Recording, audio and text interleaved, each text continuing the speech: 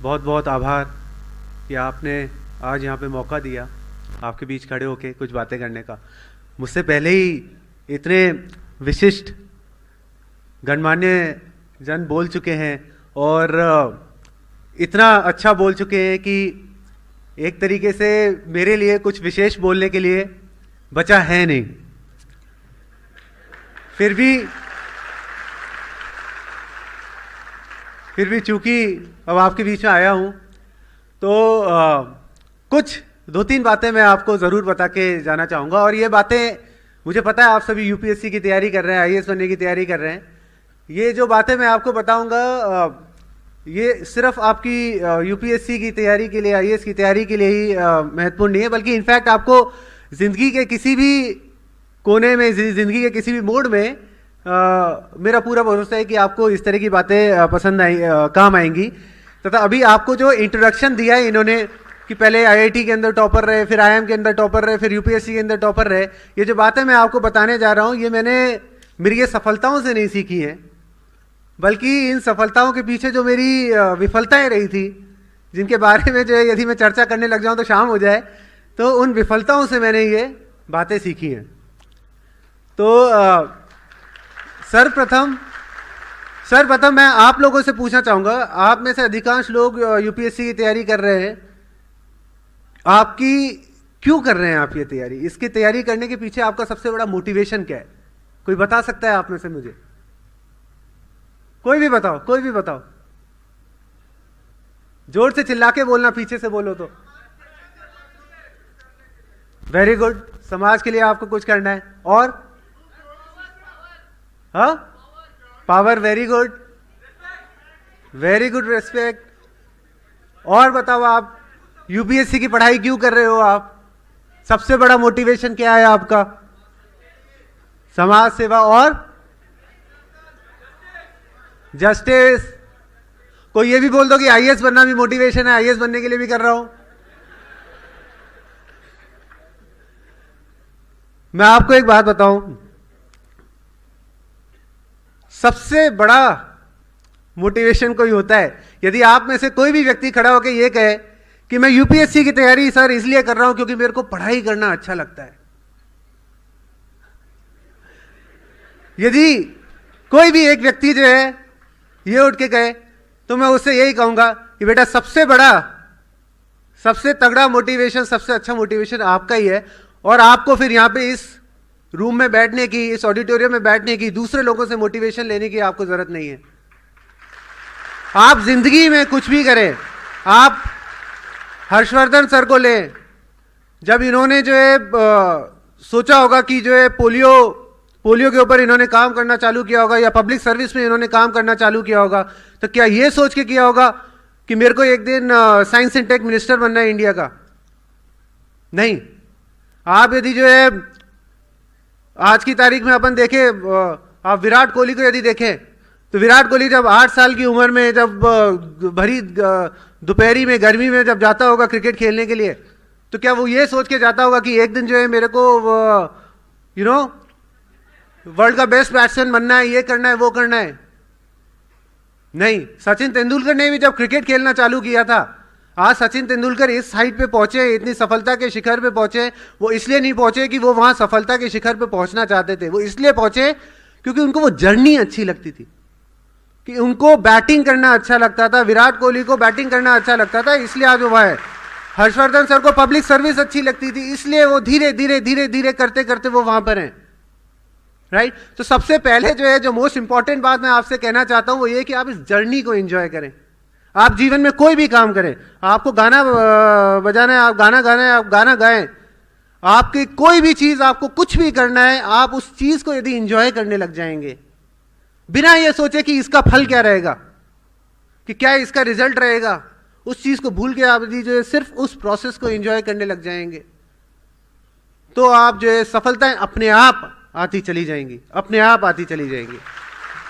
मैं आपको हालांकि जो है मंच पे जिस तरह की हस्तियां बैठी हैं उनके आगे मैं कुछ भी नहीं हूं, किंतु फिर भी मैं आपको जैसे अपने जीवन से यदि बताऊं, छोटी छोटी चीजें। लोग एमबीए करने जाते हैं, एमबीए करने क्यों जाते हैं? अच्छी नौकरी के लिए। बट एमबीए जाके आपको क्या करना होता है? पढ़ाई करनी होती है। मैं एमबीए जो है किसी नौकरी के लिए नहीं गया था, मैं एमबीए गया था क्योंकि जो है आईआईटी के अंदर मैंने इतना बुरा किया था कि मुझे अपना जो है एक सॉर्ट ऑफ प्रायश्चित करना था, कि मैं पढ़ने के लिए गया था एमबीए में। मैंने वहाँ पढ़ाई की, गोल्ड मेडल अपने आप आया, और आईआईएम से जो सबसे अच्छी नौकरियां लगती हैं वो अपने आप मेरी नौकरी लगी।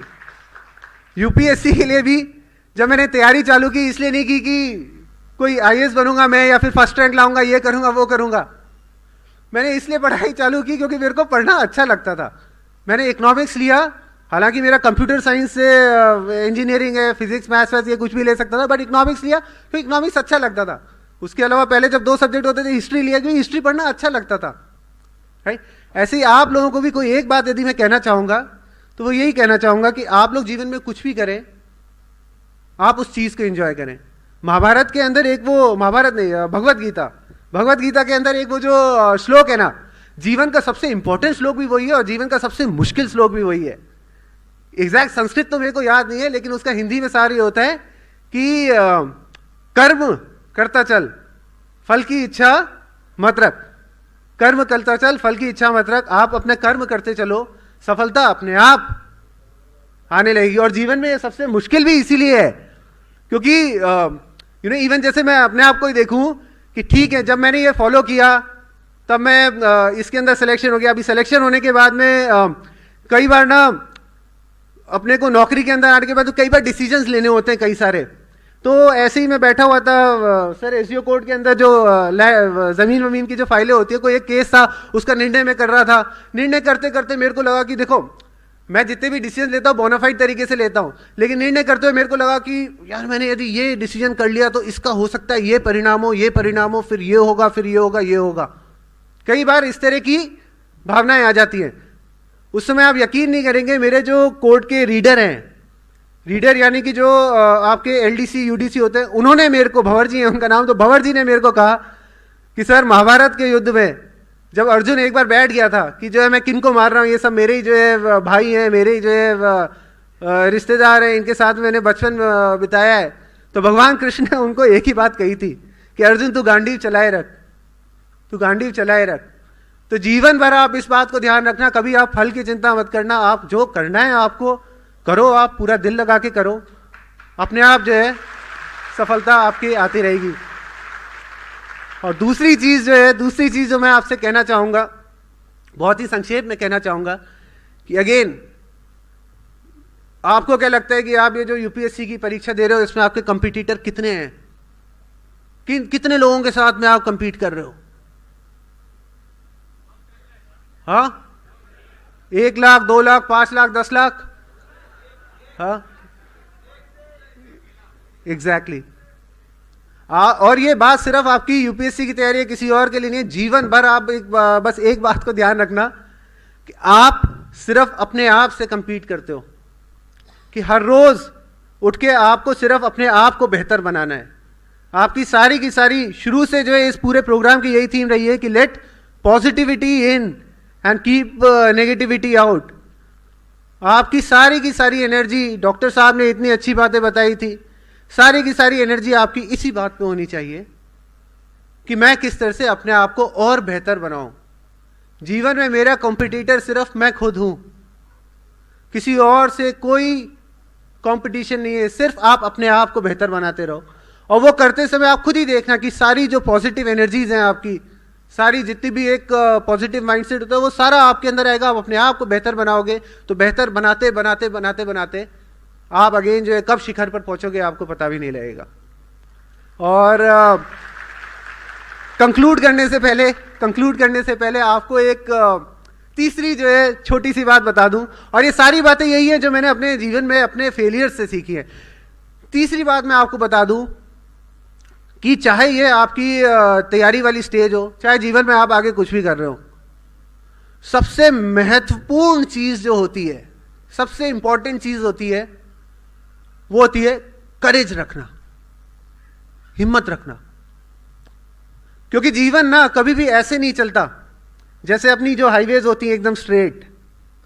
जीवन यूं यूं यूं यूं हमेशा चलता रहेगा। और जब मैं कहता हूं कि करेज रखना, तो जनरली मेरा अभिप्राय ये नहीं है कि जब आप जब आप फेल हो जाओ या जब आप अपने जीवन के निम्न स्तर पर हो, उस समय अपने आप को हिम्मत रख के जो है फिर से जो है चलते रहना, ये बहुत ज़रूरी है। ये बहुत मुश्किल भी है कि जब आप एकदम जो है ऐसी स्थिति में हो, जब आपको कुछ समझ में नहीं आ रहा हो कि क्या होने वाला है, क्या होगा, मैं कैसे आगे बढ़ूंगा या बढ़ूंगी, उस समय अपने आप को हिम्मत रख के धीरे धीरे आगे बढ़ते रहना, वो बहुत ज़रूरी है। लेकिन उससे भी ज़्यादा ज़रूरी है कि आप जो है, आपके अंदर इतनी करेज होनी चाहिए, इतनी हिम्मत होनी चाहिए कि आप अपनी गलतियां स्वीकार कर सको। क्योंकि यदि एक ये चीज अपने पास में नहीं रहती कि अपनी गलतियां खुद स्वीकार कर सके, तो अपने अंदर अहंकार आ जाता है।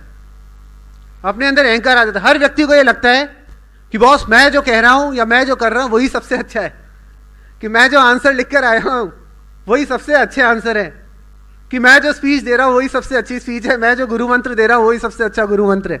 हर व्यक्ति को ये लगता है। It is but natural. लेकिन हमारे अंदर इतनी करेज होनी चाहिए कि हम एक्सेप्ट कर सकें, सबसे पहले अपने आप की, अपनी खुद की नजरों में एक्सेप्ट कर सकें कि नहीं, मैं गलत था,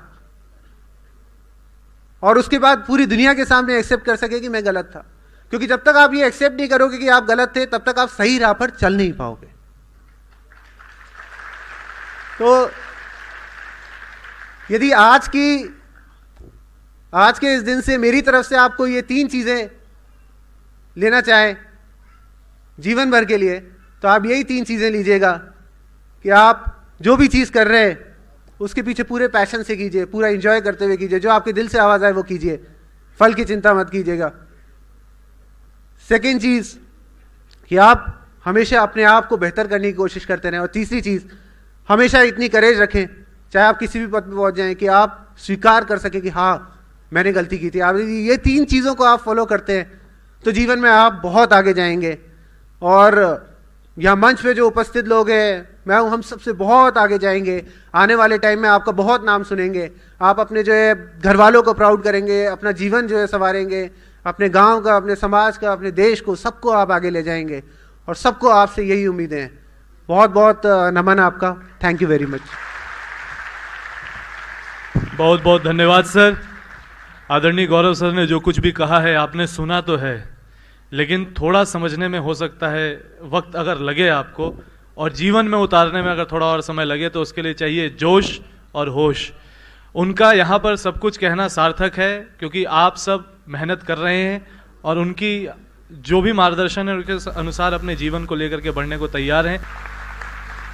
जीवन के वो गूढ़ मंत्र उन्होंने आपको बताए, जिनको जानना, मानना और जीवन में उतारना हम सबके लिए बड़ा आवश्यक है।